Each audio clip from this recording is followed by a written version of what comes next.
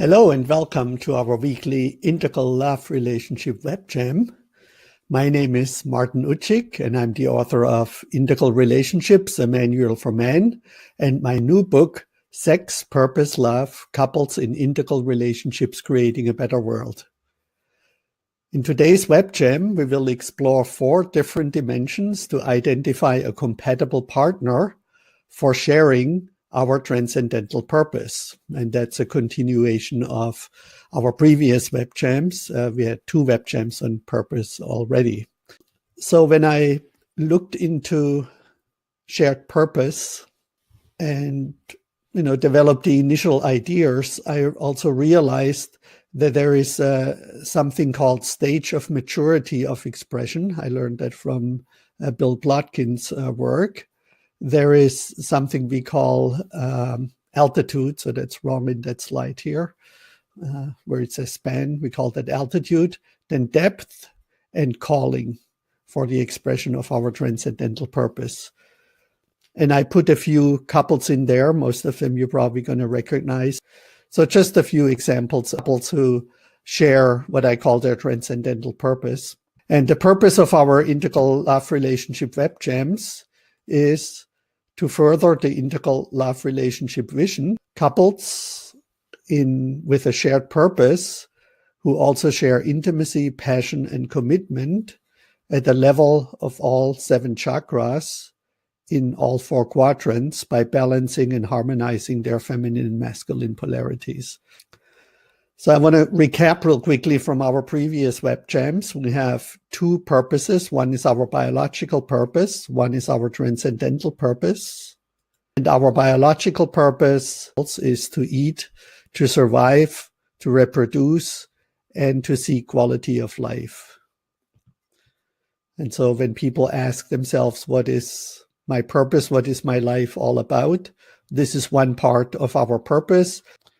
And when it comes to the sexual selection process, when we only look at our biological purpose and live our biological purpose, there's the reproduction part, right? That's essential to why we're here, is because humans or all living things reproduce, and the quality of life seeking part. So if this is our main focus, then our sexual selection process is mainly based on what I call the primary fantasy. At the left side, we see the number of men and women at each level that we see at the bottom. So if we look at just the basic male attractiveness, which is height and income and power and status, we see that there are a lot of average men, with an average income of about $45,000.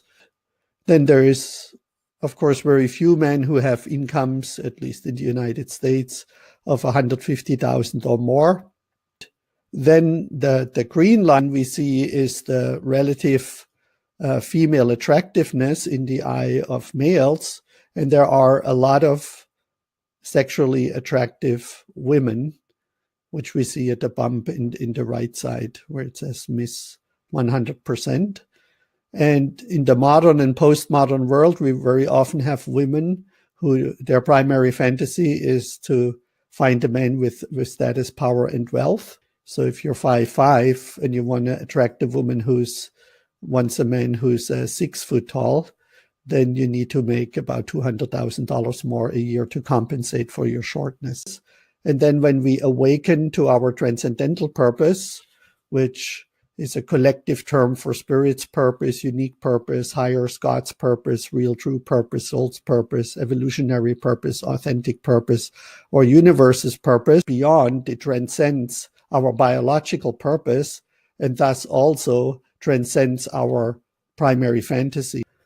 And again, to recap, our transcendental purpose is always to create more goodness, truth, beauty, or functionality. So that's at the root. And our transcendental purpose is always in service of our biological purpose and the well-being of others. So that separates it clearly from our biological purpose. Transcendental purpose is encoded in our DNA, and it became encoded through the sexual selection process. So at the bottom, you see the DNA, where it became genetically encoded by women not only choosing men who were tall and strong and good protectors and providers, but also men who showed empathy towards their partner, still aggressiveness towards other males and competitors, but empathy towards their partner and their children and their community, their family. Men who had cognitive intelligence, who could figure out stuff. Men who had creativity, who could make art, make women laugh, who use language, who be skillful with their minds, and men who have good practical skills, kinesthetic abilities, so they could make things with their hands, make fire or create certain gadgets or fix things around the house. And so when we look at dating profiles today of women, they usually mention one or two or three or all four of these qualities in addition to height and power and status and wealth, is that they want men who are kind, intelligent, artistically creative, and practical around the house, who can fix things. And then there were the nurturing process during gestation and while you were growing up in the first 3 years as your brain and your physical body developed. There was something called experience expectant learning. And then skill development took place, and that was either aligned with your genetically predispositioned natural talents, or you were forced in developing skills that were not aligned with your natural talents. And as I said in the last web jam, that kind of happened to me and probably a lot of other people, while other people are more lucky and their skill development in their youth was aligned with their natural talents. And then that then creates many, many different expressions of beauty, of art, of aesthetics, different expressions of functioning, different expressions of seeking truth, as I showed there in philosophy, journalism, science, exploration. But there's hundreds and possibly thousands of expressions. And then expressions of goodness, which can be morals and caretaking and activism and so on and so forth. And another way of showing that what our purpose is that it always represents what we love to do. That's what's in our DNA, so we feel we're naturally drawn to it. What we do well, that's the skills that we develop that are hopefully in alignment with what we love to do, or can be brought in alignment or put in service of what we love to do.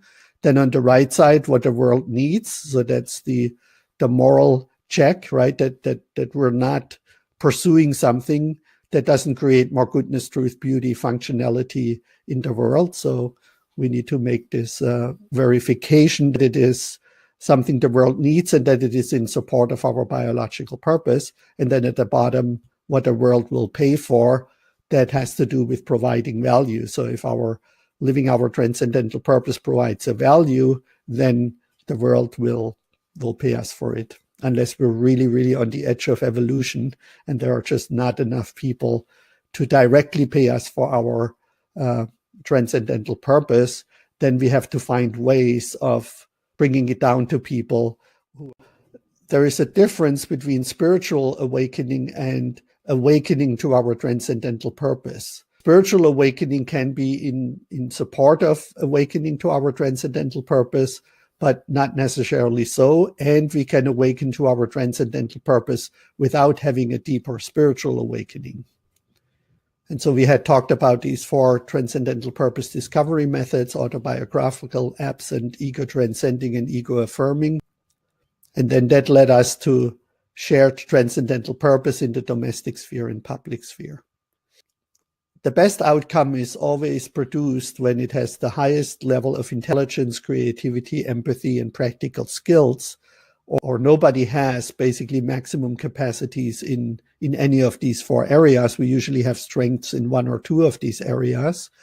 And so if we attract a partner, let's say our strength line looks like the line in the middle, and our partner's looks like the one at the top, then when we combine our strengths, we have the maximum amount possible in the context of our relationship of intelligence, creativity, empathy, and practical skills. And the other reason why sharing our transcendental purpose in a relationship makes sense is because of feminine masculine polarities, as we show them in the integral model of masculine being ascending, self-transcending, and agency on the right side, and ascending at the top, and descending self-immanence and communion on the left. And we can usually only be either in an ascending energy or in a descending energy or in an agentic energy or in a communal energy. So, of course, males and females can learn to embody both agency and communion and ascending and descending in their healthy forms. And that's an ongoing process, a lifelong process to become healthy and expand in both of these directions. But we cannot be agentic and communal or ascending or descending at the same time simultaneously. So we can go back and forth, but we cannot be in both energies simultaneously. And that always gives us a feel of lack, or that there is something missing.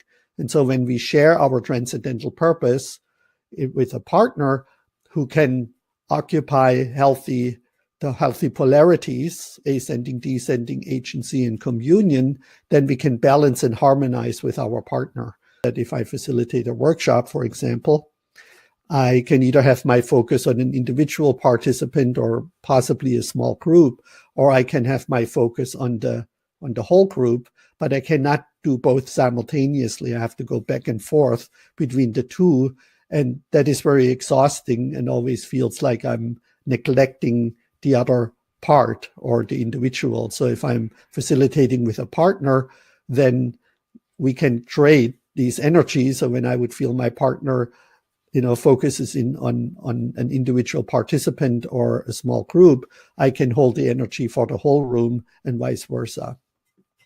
Okay, so when I looked at the work of purpose guides, one book that inspired me was Bill Plotkin, Stages of Maturity, how our soul-centric, he calls that, purpose is expressed.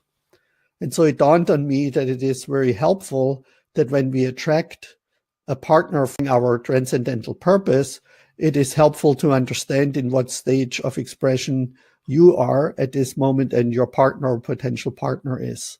Stage one is the innocent in the nest. That's basically when gestation takes place, and in early childhood, when we develop the brain structure and the physical body to then later express our transcendental purpose, and of course our biological purpose as well. And stage two, he calls the explorer in the garden, who is the middle child to the garden, which affords us the opportunity to learn the enchantment of the natural world, including sexuality during puberty. And we see that is somewhat related to the tree part of the skill development part. Early adolescence, or the oasis, which teaches us to balance authenticity with social acceptance, which allows us to show up in the world with integrity. So this is when basically our value system in our cultural embeddedness gets developed. Stage four, in late adolescence, the cocoon, is a time to withdrawal from the everyday social world as we leave behind our adolescent beliefs about ourselves and the world. So this is typically when we leave the family. We already have an education. We have a way to make money, and hopefully the way we make money is already in alignment with our transcendental purpose. Early adulthood, we appreciate our soul work in its specific form and learn the art of bringing our practical gifts into the world. So this is what Jonathan Gustin calls delivery systems, where we become more professional in living and enacting our service or our transcendental purpose and offering it to the world. In late adulthood, we learn to embody our transcendental purpose in ever more creative, abundant, and generative ways through forms of our own creativity. So here we're kind of like settled, and we know we have written the book, we have developed the delivery methods in a mature way. We also already inspire other people, maybe have formed a group or a business or something around our living our transcendental purpose. In early elderhood, our primary focus shifts to mentoring and initiating the youth and helping to maintain the delicate balance between the human, social, and natural world before surrender marks the release. So in that part, I think we also then hand down our transcendental purpose. We inspire others and empower others to continue to live our legacy, become teachers. So it's definitely the passing it on to future generation. And in late adulthood, elderhood is a time when we yield to the impulse to turn to the mystery tending of the evolving universal self. So surrender and trust that our work is done and that we have passed it on to future generations. And they're not to be confused with stages of vertical consciousness development, because every human being has the potential to go through these 8 phases. So the second insight I had around sharing our purpose has to do with what Ken Wilber calls generally altitude, or sometimes, we can say level of consciousness. I looked at 2 dimensions. One is to how far into the world are we looking when manifesting our transcendental purpose? How far does our impact reach?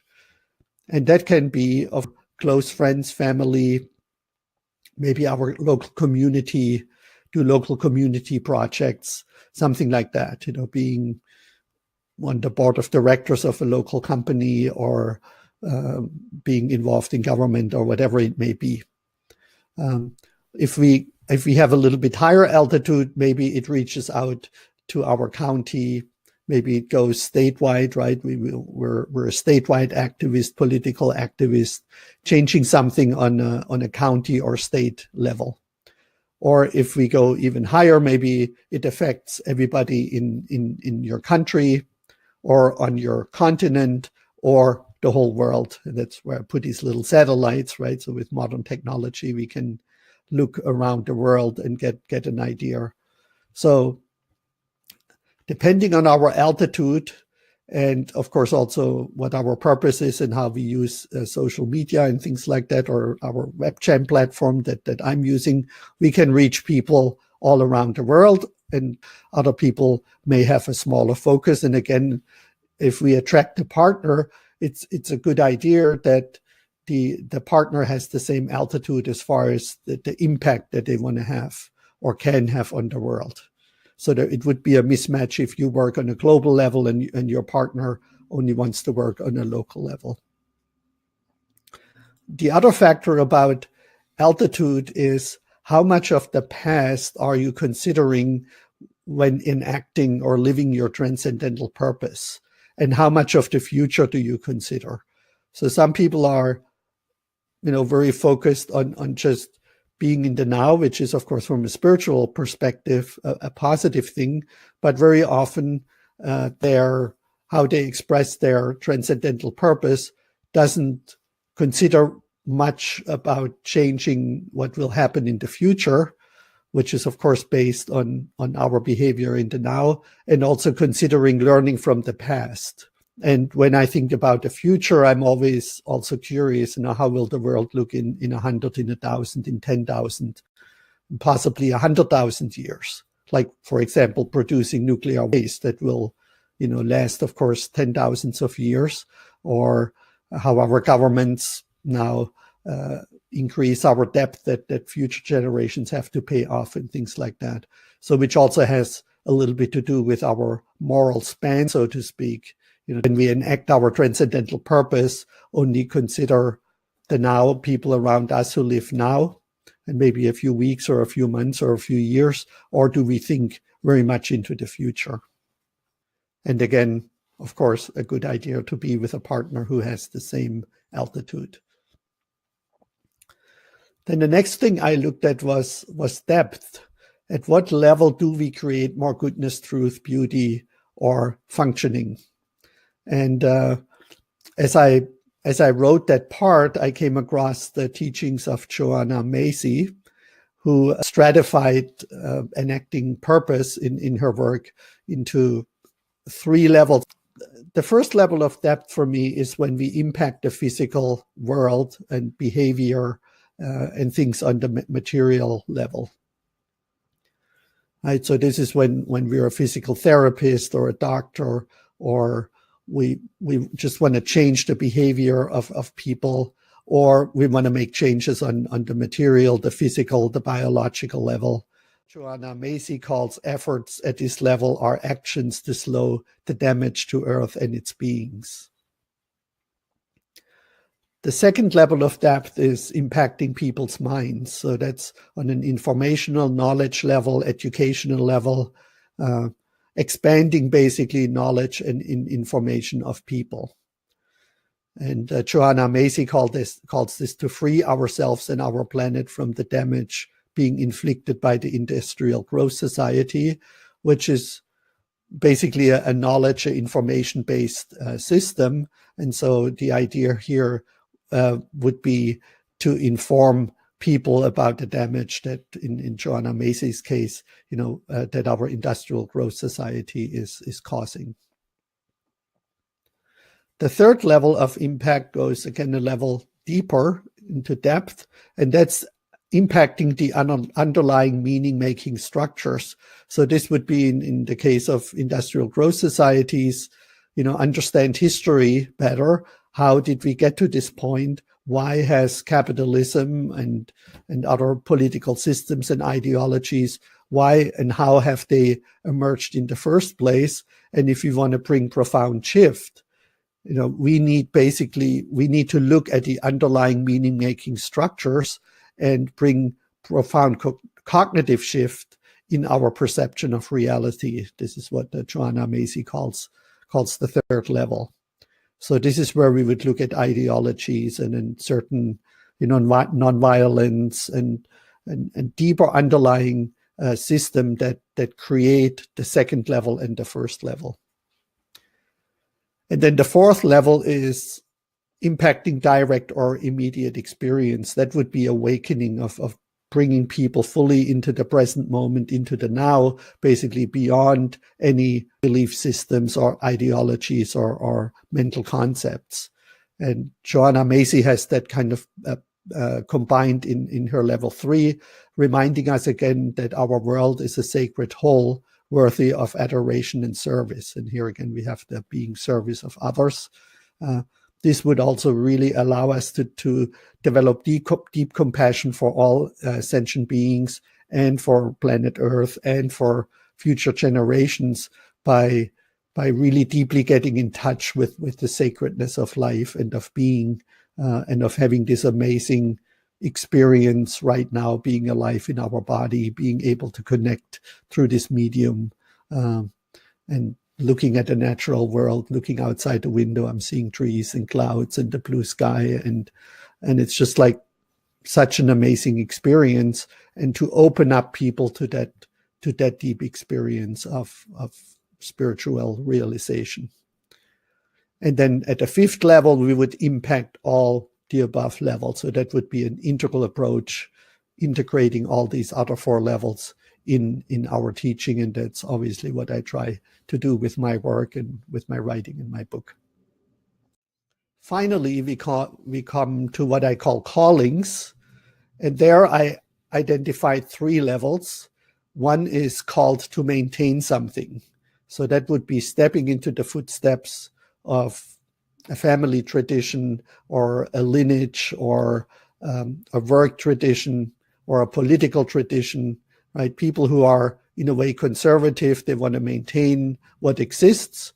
And this is very often very important, that we have people who find it to be their transcendental purpose to maintain something that exists. At the second level, some people feel called to innovate. So they feel to improve things that already exist. Let's say a car already exists, or television, or a nonviolent communication system, or something like that. Something is already there, but it can be improved. It can be made better. And the third calling would be to invent, and that we can call to absences through advancements into novelty. So this is for people who who feel that there is something missing in the world. It just doesn't exist, and people come from a certain level of pain.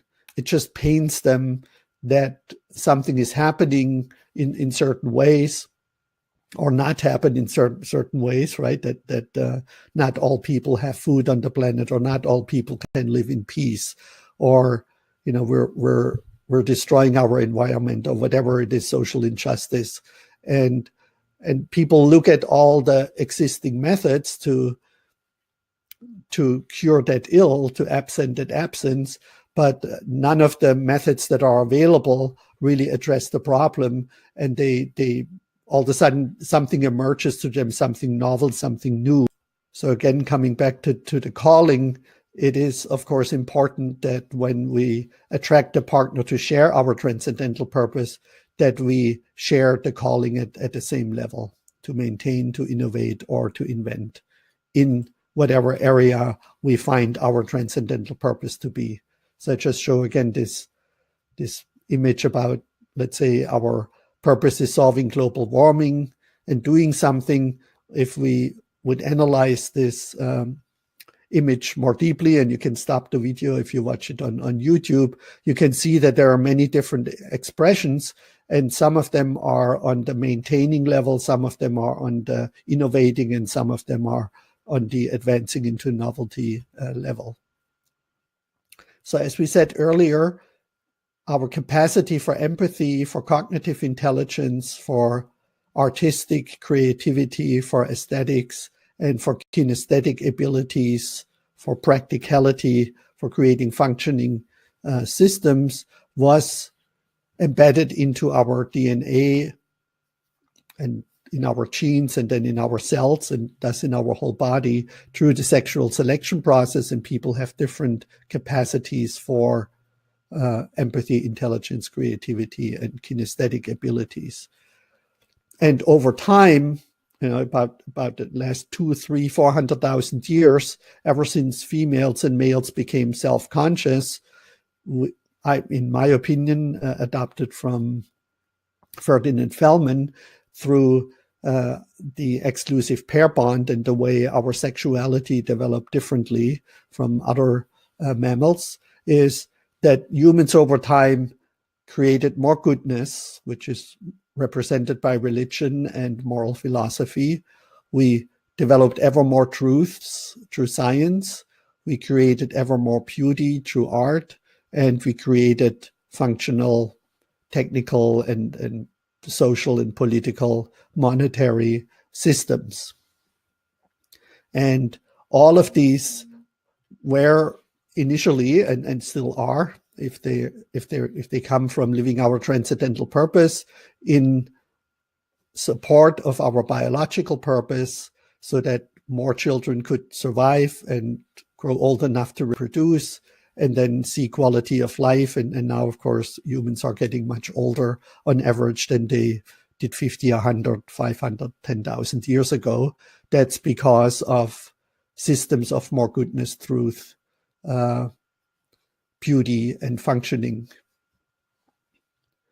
And as I explained before, humans, of course, with language, we communicate our actions. So a typical process is that we first communicate something with others, and then once we have reached what in the German language is called Verständigung, which is sort of like a mixed word for understanding the other person and to agreeing on what the action should be. So it's agreeing based on mutual understanding is what Verständigung means. And that usually happens after we justify our actions, or what we want to do, through what Habermas calls validity claims. These validity claims are in alignment with the four in the yellow area. So therefore, is what we're proposing, is it morally and ethically right? Is it objectively true? Is it truthful? Do we really mean what we say, or are we just saying it? And is it practical? Does it make practical sense? So that later developed into the philosophy of pragmatism. in the past, when females had mainly the power and the responsibilities and some rights in the domestic sphere, they developed these validity claims in relationship to, is it caring, is it compassionate, is it based on feelings, and is it based on relationships? And that's very natural because women were typically responsible for raising children and for holding the private sphere, the domestic sphere together, mainly communicating with other females. And so we have these validity claims that are feminine and usually helpful and useful in the private sphere at the bottom left. And we have the masculine validity claims that apply mostly to the public sphere of rights, justice, rationality, and autonomy. And so in the past, when couples didn't really share their transcendental purpose, mainly living their biological purpose, and mainly males living their transcendental purpose because they were allowed to get the education to really enact their transcendental purpose, specifically in the public sphere, making the world a better place, it was basically sufficient. And it's really interesting that Immanuel Kant and Habermas and other people who follow this kind of idea of rational communication, right? That we have to make rational arguments to justify what we say and our actions in front of other men, that it was usually validity claims, that make claims to rights, justice, rationality, autonomy, around morality, objective truth, truthfulness, and practicality. And then females operated separately in their domestic sphere, and there was relatively little overlap. What I'm suggesting now is that when males and females share a transcendental purpose, that opens up the possibility for males to make also validity claims for care, compassion, feelings, and relationships pertaining to the public sphere, and of course empowers women to make these validity claims in the public sphere, while at the same time integrating rights, justice, rationality, and autonomy claims for these four dimensions also bring that into the private sphere. So sharing our transcendental purpose, why that makes sense, I already outlined, but another important part of that is that we expand our way of communication to go beyond, the traditional ways of finding agreement, but put in validity claims for, again, morality, objective truth, truthfulness, and practicality, with masculine and feminine claims in the domestic and in the public sphere. So in my seminars and talks, I usually show that slide, that people at different levels of consciousness have also different ways of communicating and to basically share their inner world and to get other people to agree to the way they see the world. And as we know from integral relationships, from that model, is that when people are at different levels, they also use different language and they use different strategies to find agreement. So briefly, at magenta, it's usually like a dominator and victim role, and very often strongly influenced by magical beliefs. Red is arguing and fighting, right? So first shouting and name calling, and then maybe physical violence just to get other people to agree with us. And there is, of course, healthy ways of red arguing and fighting, and unhealthy ways. Then in the amber stage, it's mythic rules or roles. So we usually refer to a higher authority when to argue for what we think is right and wrong. So red is what's good and bad for me. Amber is what's right or wrong. Orange usually looks for win-win situations or for agreeing to disagree in our arguments and use rational validity claims. usually leaves out emotional and sometimes moral dimensions. In green, we have the typical nonviolent communication, focusing on observations and needs and feelings, and making requests for behavior instead of making demands, making requests in the green stage. And then in the teal integral stage, we make the validity claims to truth, truthfulness, and rightness. And in turquoise, there is really this co-creative dialectic that when there are differing views on a situation, we assume that both views are correct but partial, and then we're going to create through Aufhebung, another nice German word, a higher truth out of thesis and synthesis, and really advance into novelty. And so these ideas were spawned for me through Jürgen Habermas's philosophy, which we don't go into right now, but just to give him credit for his pragmatic theory of meaning. So we not only look at what words say, but mostly what words do. So if somebody says, "I love you," right, that may express a certain feeling, but it is pretty useless. Maybe in the moment it's heartwarming, but over time it's pretty useless if it's not shown in practical actions, if it's not enacted in a practical way.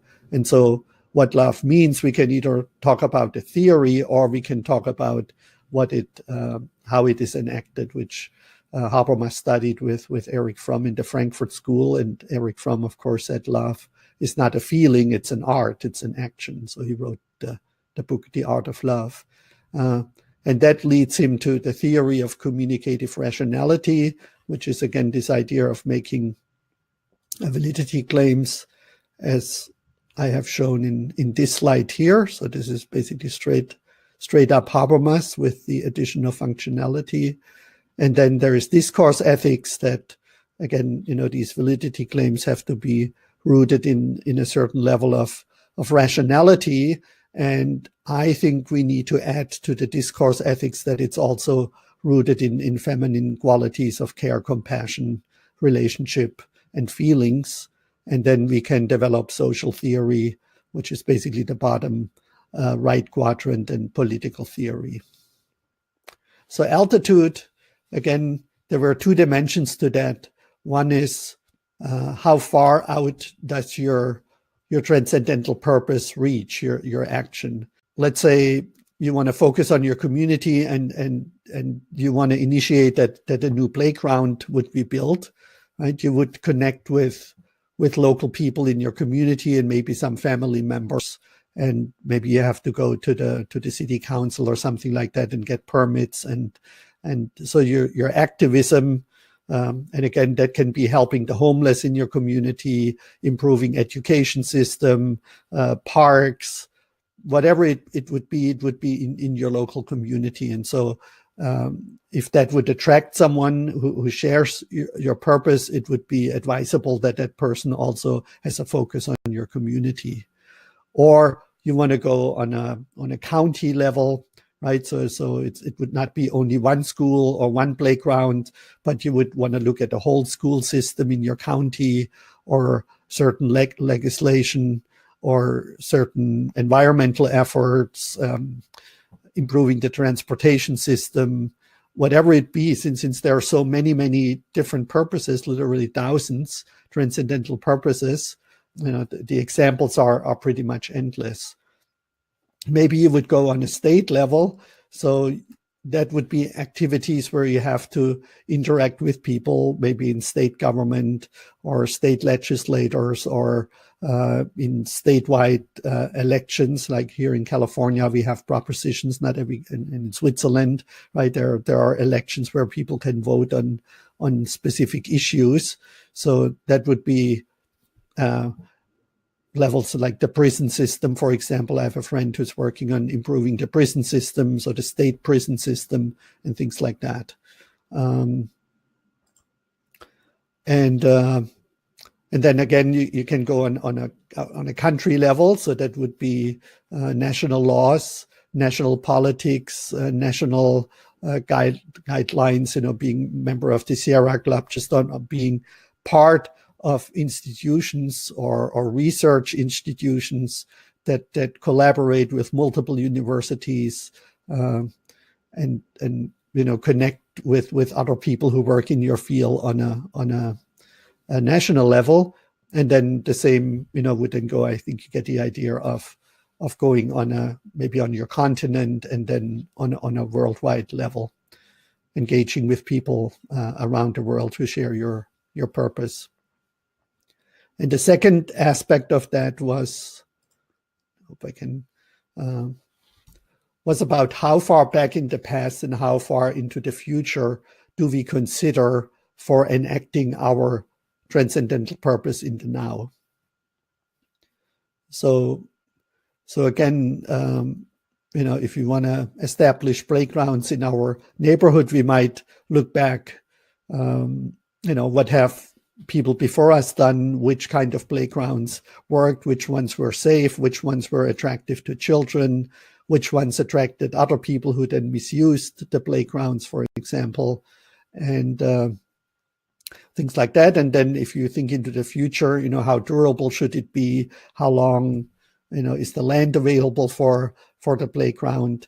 What are demographics? Will there be more children in your neighborhood in the future, or fewer children in the neighborhood? So maybe the playground, what size does it have to accommodate all the children in your neighborhood, maybe in 5 years, in 10 years, in 20 years? What is the material you want to use? What is the uptake? What does it take to keep it running, and things like that? Maybe there is future funding needed and things like that. So just the overall span that we consider, and what our concern is, right? So if you're concerned about nuclear waste, that's obviously something that would happen at least on a countrywide level, maybe on a global level, and your considerations would have to go far into the future to understand the ramification for future generations. While there might be a benefit of nuclear power plants now for cheap energy and less carbon emission, it has downsides in the future. And again, understanding how energy was created in the past and things like that. So on the depth level, I just briefly give an example. Like if you're a biologist or a material scientist, right, you can develop better seeds or things that impact the physical, the material level. If you're a teacher or somebody who writes books that provide information for people, you would impact people's minds. If you are interested in meaning-making structures, why do people think the way they do, and what are the underlying belief systems on the way they act, you would impact the third level, and the fourth level would be basically impacting people's spirit, people's soul, people's connections with themselves and nature and other people on a deeply present, embodied level. And that concludes our exploration of purpose. So we have 3 videos now that are looking at shared transcendental purpose. Thank you. Have a wonderful weekend, and hopefully I'll see you next Saturday at 10 o'clock Pacific time. Bye-bye.